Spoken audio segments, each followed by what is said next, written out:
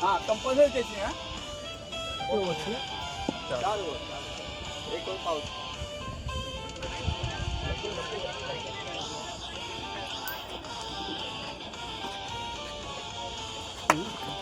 काय चेंज करायचं असेल 50 करू शकता आयोजकाचे काय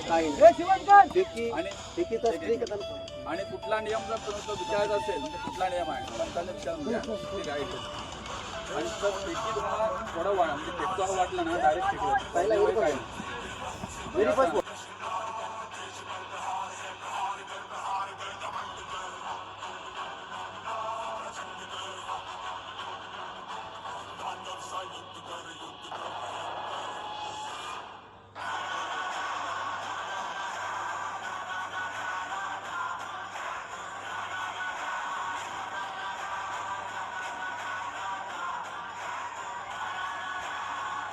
नक्कीच त्याचं योगदान संघाला एक विजयाची दिशा देऊ शकतं.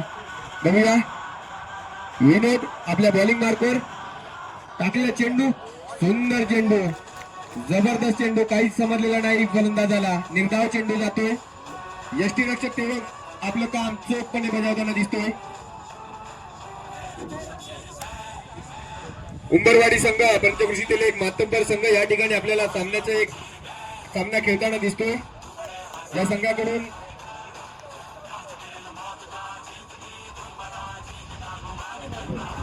बघायला भेटते. बघूया बॉलिंग मार्कवर विनोद, एक उंच बांध्याचा असा गोलंदाज आपल्या संघासाठी. बघूया किती धावा रोखण्यामध्ये यशस्वी ठरतोय तो विनोद. उंबरवाडी संघाकडून बॉलिंग मार्कवर संघाने अद्भुत फायदा घ्यावा लागेल. कारण ताकदीमध्ये साथ मिळाली गेली. जिथून चव्हाण यांच्याकडे सुनील चेक टिपला गेला, मागच्या चेक टिपला गेला असता काय होतं या मॅच मध्ये. प्रसाद फुटे या चेंडू सुद्धा कमबॅक करतोय का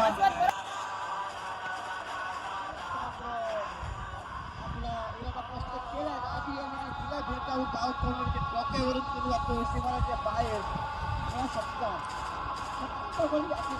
खरंच पाहायला मिळालं या सामन्यामध्ये.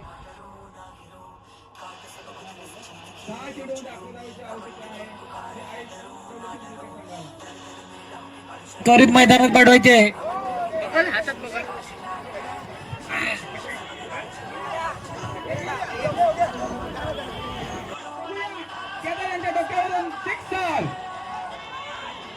आता मात्र समीकरण बदललेलं आहे.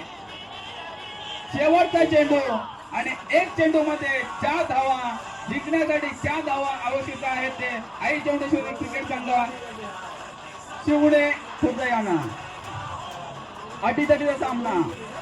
या सामन्यामध्ये जो संघ विजयी होईल त्याला सेमीफायनल खेळण्याची संधी मिळेल. एक बॉल एक बॉल या चेंडूमध्ये जर उज्ज्वल गोले आणि चौका मारला तर आयोजक सुभाजी मुळे यांच्याकडून 500 रुपयाचं बक्षीस आलेलं आहे. शेवटच्या चेंडूवरती जर का चौका मारला तर 500 रुपयाचं बक्षीस आहे उज्ज्वल गोले यांना. शेवटचा चेंडू तांबे यांचा समोर आहे उज्ज्वल गोले आणि सुंदर चेंडू पटकवलेला आहे. रंगाच्या दिशेला तो एक धाव घेतली आहे आणि एकच धावेवरती त्यांना समाधान मानावं लागत आहे. बघूया किती धाव धावत आहेत आणि बघूया दुसरी धाव धावत आहेत आणि 2 धाव पूर्ण झाल्या.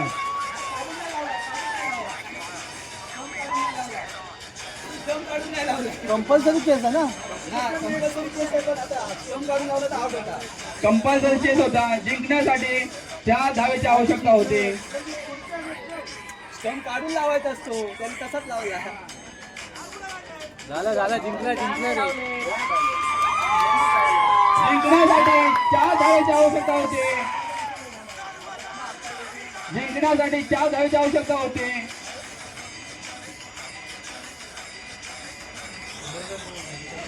आयसीसी गोवांना आपल्या क्षेत्रात लावून घ्यायचं आहे. पंचाने आपल्या विषय जायचं आहे.